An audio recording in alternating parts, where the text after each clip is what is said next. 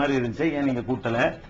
நாங்க கேட்டோம்ல, எங்களை பத்தி இப்படி சொல்றாங்க, கைப்பற்ற போறோம்னு சொல்றாங்க. கைப்பற்ற போறது பெரிய விஷயமா?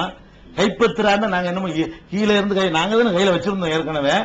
நாங்க தானே ஒர்க்குலோட அதிகமா இருக்குன்னு நாங்க தானே விட்டுட்டு வந்தோம். நாங்க விட்டுட்டு வரக்கூடிய நெருக்கடியான கட்டத்துல நாங்க தானே கட்டி காட்டோம். கஷ்டமான காலம், உள்ள கூட்டம் போட முடியாத காலம், அடக்குமுறை நிகழ்த்தப்பட்ட காலத்துல கட்டி காத்துட்டு இனிமேல் இந்த இயக்கத்துக்கு அரசாங்க ரீதியாக எந்த தொந்தரவும் வராது என்று ஒரு நல்ல செழிப்பான காலத்திலான பொறுப்பு விட்டு இறங்கணும். நாங்க அதை போய் கைப்பற்ற போறோம். நாங்க கைப்பற்றாங்க, நாங்க வெளியே இருக்கிறோம், நாங்க உள்ளதானே இருக்கிறோம். கைப்பற்றணும் யாரு கைப்பற்றுவோம்? இல்லாதவங்க கைப்பற்றுவான். நாங்களும் அதுல தானே இருக்கிறோம். அதுக்குரிய கண்ணியம் கௌரவம் எங்களுக்கு தானே சேர்ந்து கிடைக்கும். இல்ல கைப்பற்ற மேட்டர் என்னங்க இருக்குது, இப்படிலாம் பேசுறாங்கன்னு கேட்டா அதுக்கு நடவடிக்கை இன்னைக்கு தேதி வரைக்கும் கூட இருக்கல. அவர்கள் முன்னிலைப்படுத்தப்பட்டார்கள், முதன்மையிடம் கொடுக்கப்பட்டார்கள், கிட்டத்தில் அழைத்து வைக்கப்பட்டார்கள். கடைசியில் என்னன்னு கேட்டா இவங்க தான் அதை சொன்னாங்க, அந்த மாதிரி வந்து பரப்புனாங்க. கேட்டா உளவுத்துறை சொன்னார்கள் ஒரு காரணத்தை சொல்றாங்க. உளவுத்துறை சொன்னாங்கன்னு சொன்னா அதை பிரச்சாரம் பண்ணணுமா? உளவுத்துறை ஒவ்வொருத்தையும் ஒன்னு சொல்லுவான். அது இந்த மாதிரி உளவுத்துறை சொன்னான் என்று ஒரு மெசேஜை பாஸ் பண்ணி இருந்தால் நீங்க சொல்றது வைக்க. உளவுத்துறை சொன்னதா சொல்லாம அது அவருடைய கருத்தா எடுத்துக்கொண்டு ஒவ்வொருத்தையா பிரச்சாரம் பண்ணி அதுதான் உண்மைங்கிற மாதிரி பிரச்சாரம் பண்ணினால் இதுதான் உளவுத்துறையுடைய தகவலை எடுத்துக்கொள்ளக்கூடிய அணுகுமுறையா? உளவுத்துறை ஜவாஹர்லால் பத்தியோ மற்றவங்களை பத்தியோ என்ற ஒண்ணு சொல்றான். நான் என்ன செய்யணும்? உளவுத்துறை இப்படி சொல்லுகிறான் என்று கமிட்டியில வைக்கணும். வேற ஆள்கிட்ட வச்சா கூட உளவுத்துறைக்காரங்க இப்படி பண்றாங்கன்னு நான் சொல்லணும். நான் அதை விட்டுவிட்டு என்ன பண்ணா தெரியுமா, என்ன பண்ணாரு தெரியுமான்னு கூப்பிட்டு சொன்னா நானே நம்புறேன் அர்த்தமா, உளவுத்துறை அர்த்தமா? உளவுத்துறை உங்க காலையில் ஒண்ணு போட்டாதேங்க பரப்புறீங்க அப்படிங்கிறது அங்க நடந்த பஞ்சாயத்து. அதனால அதுலயும் அவர்கள் சரியான ஒரு அணுகுமுறையை கையாளவில்லை. இது பிரிய வேண்டும் என்று மனப்பூர்வமா விரும்பினார்கள். சில விஷயங்களுக்கு நான் இடைஞ்சலா இருப்பேன். ஏன்னா மார்க்கத்துக்கு விரோதமான ஒண்ணு இருந்தா என்னால ஜீரணிக்க இயலாது. உடனே நான் கேட்பேன், எப்படிங்க இது குறவங்க குறித்து ஆட்டம் நடக்குது, அதுல போய் நீங்க எப்படி இருக்கிறீங்கன்னு நான் கேட்டுப்படுவேன். அது பாராட்டு விழான்னு போவாங்க, பலதரப்பட்ட கட்சிகள் வருவாங்க, அதுல பல விதமான கலை நிகழ்ச்சி நடத்துவாங்க. அந்த சபையில் நீங்க எப்படி இருப்பீங்க, நம்ம ஒரு முன்மாதிரி இருக்க வேண்டாமான்னு நம்ம கேட்போம். அது இவனுக்கு இதே வேலையா போச்சு, நம்ம இல்ல நடத்து இப்படி பேசுவாங்க, இவனுக்கு இதே வேலையா போச்சு, இந்த காலத்துல பேசினா சரியா வருமா என்ற மாதிரி எல்லாம் ஒரு சங்கடம் இருந்தது. அந்த சங்கடம் இல்லாம போவதுதான் அதுக்கு காரணத்தை தேடிக்கொண்டிருந்தார்களே தவிர நீங்க சொல்ற மாதிரி எல்லாம் உளவுத்துறையும் காரணம் கிடையாது, வேற அழிக்கணுங்கிற காரணம் எங்களுக்கும் கிடையாது. சரியா? இப்ப நீங்க சொன்னீங்க, நீங்க மார்க் அடிப்படையில் இந்த சமுதாய அடிப்படையில் அவ்வளவு தியாகம் செஞ்சீங்க, இங்க உள்ள யாருமே மறுக்கல. சரி சரி, அது உண்மை. இப்ப இருக்கும்போது நீங்க ஜென்டில்மேன் அக்ரிமெண்ட் வரணும். ஜென்டில்மேன் வரிக்கு வரி ஒப்பந்தம், அவர் தப்பு செஞ்சுட்டாரு, நீங்க அதே கேள்விய ஜென்டில்மேன் அக்ரிமெண்ட் நீங்க போட்டீங்க. அப்ப நீங்க அடுத்தவங்களை குற்றம் சாட்டக்கூடாது, 2 பேரும் போட்டிருக்கீங்க. நான் அவரை எதிர்பார்க்கறால உங்களை எதிர்பார்க்கிறேன்.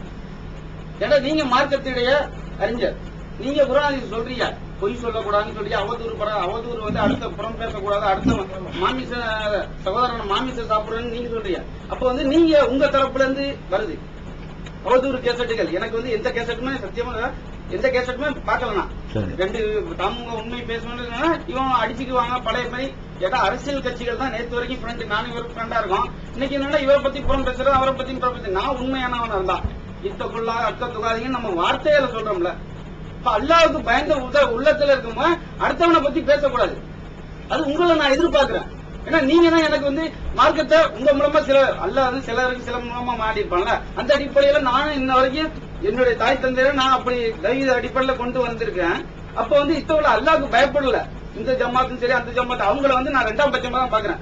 தியாகீரலாவோ அவர் சமுதாயத்துக்கு வேண்டாம், அவர் இது பண்ணிக்க வேண்டாம், அவர் படிச்சவர் அப்படி வேண்டாம். என்னுடைய மார்க்கம் தான் மறுமையில வெற்றி. அப்ப இருக்க இந்த பக்கத்து அவதூறு வருது. இங்க ஜென்டில்மேன் அக்ரிமெண்ட் சொல்றது எப்படி, அதுக்கு விளக்கம் நீங்க சொல்லணும். இன்னொரு விஷயம், அது அரசு பறக்கத்திலேயே அந்த சகோதர இமெயில் அட்ரஸ் சமாதானம், மறுபடியும் சமாதானத்துக்கு வந்த இது பாயிண்ட்ஸ் வைக்கிறாரு. இந்த பாயிண்ட்ஸ் எப்படின்னா, நீங்க எப்ப ஜாக்குல வெளியேறீங்களோ அப்ப எஸ்கே மேல குற்றச்சாட்டு டோட்டல் சேஞ்ச், அந்த சேஞ்ச் பண்ண மாதிரி விட இப்ப இவங்க சேஞ்ச் அந்த லாஜிக் இந்த தவிகீது இது வரல.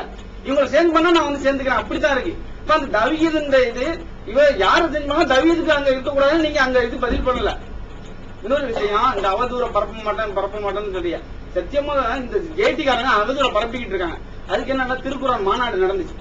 திருக்குறான் மாநாடுல எல்லா தலைவரும் பேசுறதுக்கு எல்லாரையும் சகோதர கூட்டிட்டு போனா மார்க்க சீடிகள்லாம் எல்லாம் 2 ரூபா 1 திரகம் சொல்லிட்டாங்க. இந்த அவதூறு அலாவுதீன் சகோதரர் அலாவுதீன் சம்பவம் இருக்க உடனே அவதூறு மார்க்க குண்டர்கள் தாங்க ஃப்ரீ இஷ்யூ பண்ணாங்க. யாரு காசுல யாரு இஷ்யூ பண்றா? மார்க்கத்துக்கு ஒரு காலத்துல ஃப்ரீ இஷ்யூ பண்ணிருக்காங்களா நான் கேட்கலாம்.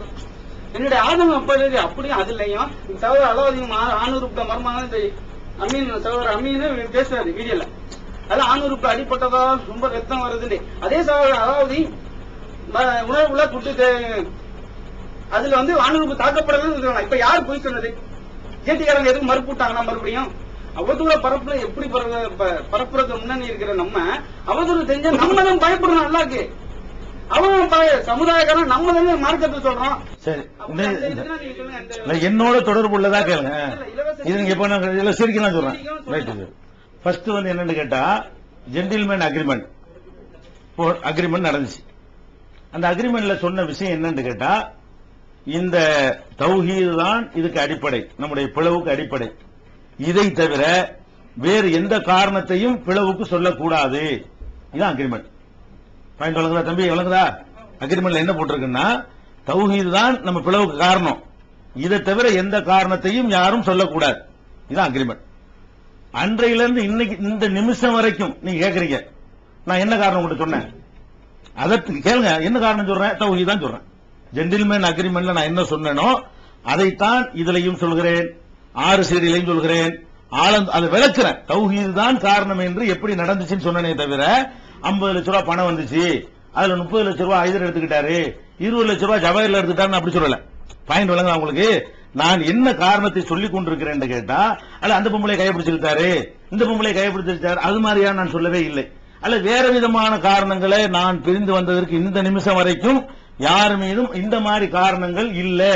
பணம் வாங்கி இருப்பார்களோ என்று கேட்டாங்க, இல்லன்னு சொன்னேன். இனிமேல் அவங்க எப்படி போவாங்கன்னு எனக்கு தெரியாது. நாங்கள் இருந்த வகையில் என்னென்னவெல்லாம் செய்யப்பட்டோ அந்த முடிவுகளை நான் இன்னைக்கு வரைக்கும் விமர்சனம் பண்ணவில்லை. எல்லாரும் சேர்ந்து எடுத்த முடிவுல எனக்கு பங்கு இருக்கிறது. ஆனா எல்லாம் சேர்ந்து எடுத்த முடிவுகள் அவங்க மாத்திட்டு இருக்காங்க, மறுத்துக்கிட்டு இருக்காங்க. அப்ப ஜென்டில்மேன் அக்ரிமெண்ட் என்றால் தௌஹீது தான் பிரச்சனைக்கு காரணம்னு நான் சொல்றேன். அதை விளக்கி சொல்றேன். எப்படி காரணம்னு கேட்பீங்க. இந்த மாதிரி அவங்க கேட்டாங்க, இந்த மாதிரி நான் சொன்னேன், இந்த மாதிரி பெருநாள் உரை பத்தி சொன்னாங்க. அதனுடைய விரிவாக்கம் இருக்குமே தவிர அந்த தௌஹீதை தவிர வேறு காரணத்தை நான் சொல்லி இருக்கிறேன் விலகுனதுக்கு. இதான் பாயிண்ட். ஆனா அவங்க என்ன செஞ்சாங்கன்னா இந்த ஒரு காரணத்தை சொல்லக்கூடாதுன்னு சொல்லிவிட்டு வேறு காரணங்களை சொன்னார்களா இல்லையா? நீங்க நெஞ்சில கைய வைத்து என்னென்னலாம் சொல்லிக் கொண்டு இருக்கிறார்கள். இப்ப நாம என்னத்தை ஒவ்வொருத்தரும் சொல்லிக் கொண்டு இருக்கிறோம். என்ன அக்ரிமெண்ட்ல இருக்கிறதோ தௌஹீது தான் காரணம், அதான் காரணம், அதான் காரணம், அதான் காரணம். திருப்பி திருப்பி சொல்றேன். எந்த சபையிலையும் சொல்றேன். இன்னைக்கு வரைக்கும் 8 மாசம் ஓடி போச்சு. இன்னைக்கு வரைக்கும் காரணத்தை நான் மாற்றிக்கொண்டு அது என்ன காரணம் தெரியுமா? அது வேற மாதிரி விஷயம். அது நாங்க மறைச்சிட்டு சொன்னோம்லாம் நான் சொல்லவே இல்லை. தௌஹீது தான் காரணம், தௌஹீது தான் காரணம், தௌஹீது தான் ஜென்டில்மேன் அக்ரிமெண்ட் இதாங்கிறது. அது நீங்க என்ன சொல்றீங்க? தௌஹீது தான் காரணம்னு ஒரு வரியில சொல்லிட்டு நிப்பாட்டுங்கிறீங்க. அது கிடையாது. அதை விளக்கணும். விளக்கி இருக்கிறேன்.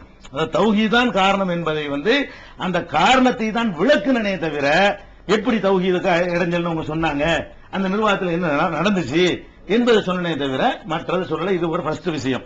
அவதூறுங்கிற விஷயத்தை நாம என்ன செய்யல, அவர்கள் மீது இன்னமும் சொல்லவே இல்லை, என் சைடில் சொல்லவில்லை. சரியா போச்சா? அடுத்து என்ன கேட்டீங்கன்னு கேட்டா அதாவது பரக்கத் அலிங்கிற சகோதரர் அந்த நம்ம பிரிந்த நேரத்தில் அந்த பரக்கத் அலி யார் என்று எனக்கு தெரியாது. ஒருவேளை நான் பார்த்திருப்போனோ என்னமோ தெரியல. இப்ப பார்த்தா முகம் தெரியுமோ என்னமோ தெரியல. இந்த மாதிரி பாக்குறோம்ல, அப்படி பார்த்திருப்போன்னு தெரியல. இன்னைக்கு வரைக்கும் அவர் எப்படி இருப்பார் என்பது என்னுடைய சிந்தனைக்கு வரல. அந்த பரக்கத் அலி எந்த பரக்கத் அலி அந்த சமரச திட்டம் வச்சாரோ அந்த பரக்கத் அலி. ஆனால் தமுமுக பிரிந்த பிறகு, தமுமுகவிடம் தௌஹீத் ஜமாத் பிரிந்த பிறகு நம்மை கீழ்த்தரமான முறையில் விமர்சித்து அவர் இமெயில் அனுப்பினார் என்பது அந்த காப்பி எனக்கு வந்துச்சு. பரக்கத் அலி என்பவர் நம்மை சேர்ந்தவராக அப்போது இருக்கவில்லை, நம்முடைய நிலையை ஆதரிப்பவராக இருக்கவில்லை. அந்த பிரிந்த நேரத்தில் அவருடைய இமெயில்ல ரொம்ப ஒரு தரக்குறைவான வார்த்தைகள் எல்லாம் பயன்படுத்தி நம்ம தான் அநியாயக்காரர்கள் மாதிரியும், நான் தான் ரொம்ப தப்பு செஞ்ச மாதிரியும் ஒரு நிலைப்பாட்டில் இருந்த சகோதரர் தான் பரக்கத் அலி என்பவர்.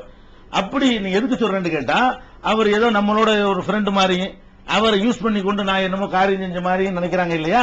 நீங்கள் அந்த பிரிந்த பிறகு வந்த மெயில்கள்